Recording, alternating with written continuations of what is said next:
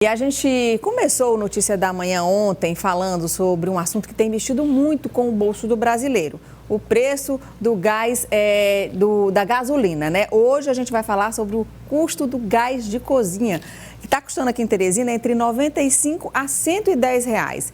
Então, como eu falei, a gente mostrou ontem a composição do valor da gasolina.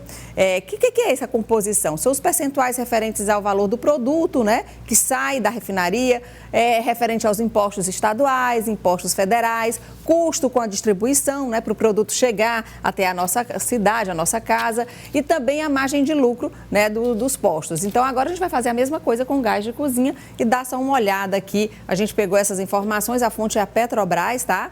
Então, realização da Petrobras, ou seja, o custo que sai o gás de cozinha lá da Petrobras, 47,7%, esse é o percentual do valor total. Os impostos aqui federais, PIS, PASEP e COFINS, eles foram zerados, né? É uma medida do governo federal de zerar justamente para tentar baratear um pouco mais o gás de cozinha. O ICMS, a média aqui nacional é de 14,9%, essa é uma média nacional, e o custo com distribuição e revenda ficou em 37,4%.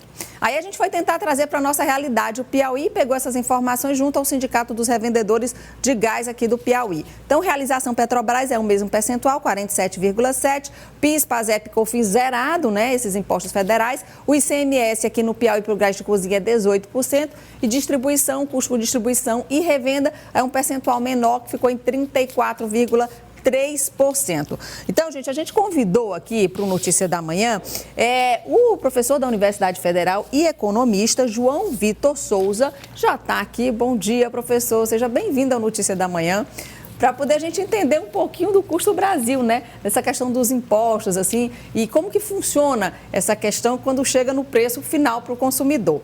Então, professor, ontem a gente mostrou aqui, por exemplo, a composição da gasolina. Coloca aqui na tela, por favor, para o professor também ter essas informações. Olha, professor, aqui a Petrobras também, Brasil, realização, o custo, né, que sai lá a gasolina da refinaria, 33,5%, 11,3% são os impostos federais, imposto estadual ICMS, a média aqui de 27,5%, o custo do etanol, porque a gasolina, né, tem um percentual que é com álcool, né, então é referente a 16,9% do valor do produto, 10,8% que seria distribuição e a revenda, né? O que se gasta aí para chegar até a bomba e também com o lucro dos postos. E aqui no Piauí, o percentual já foi, quando chega lá em impostos estaduais, o ICMS aqui é um pouco mais alto, 31%. O custo com um álcool aqui já ficou um pouco mais barato, acho que deve ser porque a gente é uma região produtora, né? O Nordeste de álcool, deve ser isso, eu não estou aqui imaginando. E distribuição e revenda, 9,6%. Aí, por que eu pedi que o senhor viesse aqui? Para a gente explicar um pouco sobre o impacto desses impostos, né, no valor dos produtos. A gente está fixando aqui entre gás e gasolina. Mas qual é o impacto e a importância, por exemplo, desses impostos? Por exemplo, do ICMS para o nosso estado e também o impacto dele no produto final, quando a gente leva para casa o produto. Bom dia, Nayara. Bom dia a todos que acompanham a Notícia da Manhã. Aqui é bem visível o que está acontecendo com a composição do preço, né? Basicamente, nós temos uma grande participação da Petrobras, mas o que destaca na gasolina em relação ao gás é a grande participação do ICMS. E o ICMS é um imposto estadual que ele tem uma importância para a arrecadação do Piauí. Como o Piauí é um estado muito pobre, existe uma menor circulação de mercadorias, de bens e serviços, então a arrecadação estadual é menor relativamente aos outros estados. Então o Piauí compensa isso elevando o ICMS para poder aumentar a arrecadação, mesmo com menor nível de atividade econômica. No entanto, esse benefício para o estado acaba sendo um pouco prejudicial para o consumidor no que se refere ao encarecimento dos produtos, né, com destaque aqui para a gasolina e para o gás. Qual o reflexo dos impostos? Eu queria que o senhor falasse um pouquinho dos impostos no Brasil. A gente conversando, né, para ter essa entrevista, falou que o brasileiro, ele paga muito, o imposto ele vem no consumidor final, no consumo final, diferente de outros países. Eu queria que o senhor explicasse isso. Essa é uma questão bem importante, porque muito se discute que o Brasil tem uma carga tributária muito alta. No entanto, se nós formos comparar o Brasil com outros países, a carga tributária do Brasil é até baixa, em média de 36%, alguns países chegam a passar de 50%. O que acontece? O tributo no Brasil ele é cobrado diretamente sobre o consumo, é o que nós chamamos de tributo indireto.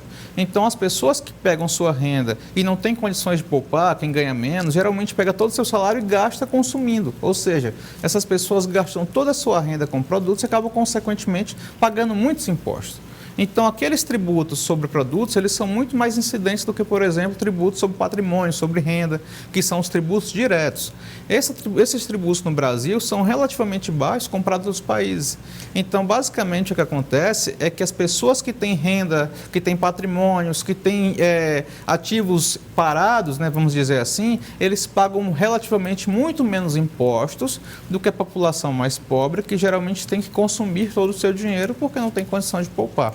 Tá, quando o senhor fala que o Brasil a gente paga um imposto menor do que outros países, quais outros países, por exemplo, têm uma carga tributária maior do que o Brasil? Se nós compararmos com a OCDE, que são os países mais ricos do mundo, em média países europeus, né, que têm um sistema de seguridade social muito mais efetivo que o nosso, eles geralmente têm uma carga tributária mais elevada.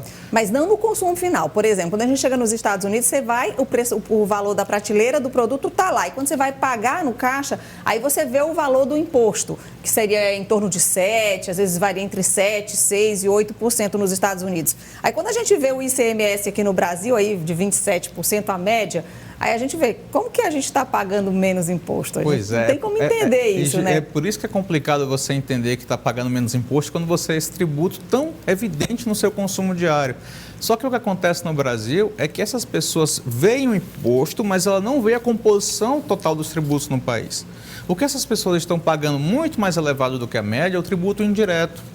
Então, é esse tributo mais visível, mas o imposto de renda no Brasil não é considerado dos mais altos, nós não temos um imposto significativo sobre herança, nós não temos um imposto sobre propriedades de terra, que é elevado comparado, por exemplo, a países europeus e Estados Unidos. Nesses países, essa tributação é muito mais elevada. Desse setor, mas aí já no consumo é muito mais baixa. Exatamente. E como a maior parte da população brasileira não tem uma renda muito elevada, geralmente ela não tem muitos imóveis e patrimônio que vão ser tributados, então elas não sentem esse tributo. Em compensação, elas pagam muito mais impostos nos seus atos de consumo diário. Por isso que é visível esse tributo mais elevado no Brasil. Professor, vamos falar então rapidamente aqui, já estão dizendo que nosso tempo não está mais tão assim. Coloca aí os impostos, quando a gente vai falar de imposto aqui, aquela cartela sobre os impostos federais e estaduais, para poder a gente entender um pouquinho. COFINS é um tributo sobre a receita bruta das empresas cuja finalidade é financiar ações de seguridade social. Queria que o senhor falasse rapidamente sobre esse imposto federal. Esse tributo é muito importante. Para que serve esse dinheiro que a gente paga? Esse tributo é muito importante, junto com o PIS/PASEP, eles compõem a composição para financiar a seguridade. O que é essa seguridade? São os benefícios sociais do trabalhador, que envolvem abono salarial, seguro-desemprego, que envolve a previdência. Então, são direitos garantidos ao trabalhador brasileiro, mesmo que ele não esteja trabalhando naquele momento. Ok. Vamos lá para o outro imposto, por favor? PIS/PASEP. Fale rapidamente sobre quando a gente paga esse imposto, para onde é que vai nosso dinheiro? Juntamente com o COFINS, ele tem essa finalidade. Seguridade social também. O PIS/PASEP é mais relacionado ao trabalhador direto, né, com o seguro-desemprego e abono, e o COFINS ele é mais abrangente, mas todos envolvem a questão da seguridade social. Passa para o próximo imposto, CID. Tem finalidade? Fale, por favor. Esse CID é muito importante, né? Ele geralmente tem uma incidência menor, mas ele é um imposto que ele é mais abrangente. Ele envolve a infraestrutura de transportes e logística para a produção e distribuição de derivados de petróleo. Então, ele incide sobre esses agentes que trabalham nessa cadeia, né? Petrobras, distribuidoras, e ele forma, por exemplo, a infraestrutura de estradas, a infraestrutura de exploração. É dinheiro que vai para a estrada? Isso. Seria isso? Isso. Não especificamente para estradas gerais, mas para toda a cadeia envolvendo a produção de petróleo. Tá. Solta o próximo imposto. ICMS, que é um imposto estadual. Sim. O nosso ICMS, quando a gente paga esses 31%, esse dinheiro vai para quê aqui no nosso estado? Isso, vai para a composição das receitas do estado. De maneira bem sintética, o Piauí ele depende muito de transferências federais, né, porque ele é um estado pobre, e depende também da arrecadação do ICMS para arcar com nossas despesas diárias. E como eu falei, como o Piauí é um estado mais pobre, ele acaba compensando nessa alíquota mais alta, tendo em vista que a arrecadação aqui em relação à quantidade que é consumida é muito baixa. Ok, então, muito obrigada, professor, pela sua participação aqui no Notícia da Manhã. A gente quis trazer para poder entender o que esse imposto que a gente paga, para que ele serve no nosso país e aqui também no nosso estado. Obrigada pela sua participação. Eu que agradeço, é sempre um prazer estar aqui. Obrigada.